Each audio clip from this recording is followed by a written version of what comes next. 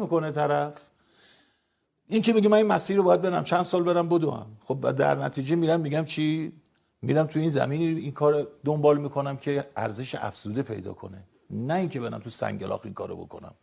شما ظاهرا رفتید در یک زمین سنگلاخ یک شهرک ساختید. بله، سنگلاخی که باختی میخوایم الان درختم بکاریم باید با پیکو بکنیم.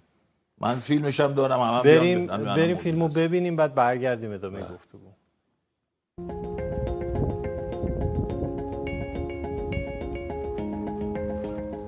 اینجا ما سال 1382 یعنی حدود 16 سال پیش مجوز تغییر کاربری گرفتیم.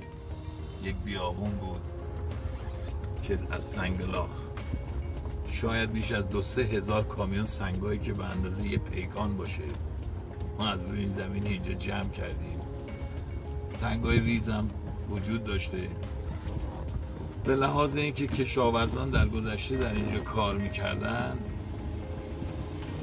و هر کشاورزی هم اینجا کار میکرده ضرر کرده بوده، اصلا یه اسم براش گذاشته بودن دره مرگ. مجبور بودیم که هر 2 متر در 2 متر در 2 متر عمق زمین رو گود برداری کنیم و توش خاک و به اصطلاح مامپاس و این حرفا بریزیم و درخت توش بکاریم. به هر حال یک کارآفرینی بسیار خوبی در یک زمینی که اصلا ارزش کشاورزی نداره، به هیچ وجه اینجا ارزش کشاورزی نداره، ولی ما همین زمین بی ارزش رو با ارزشش کردیم، با قیمت خیلی گزاف،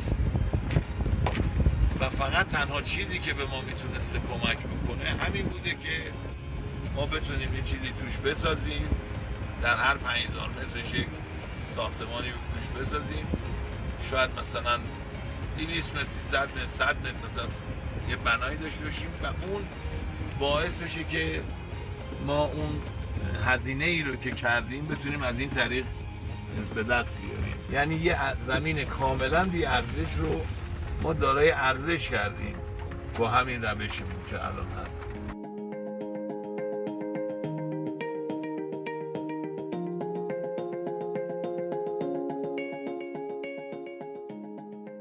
خب داریم با آقای محمدیان گفتگو میکنیم، کارآفرین برتر.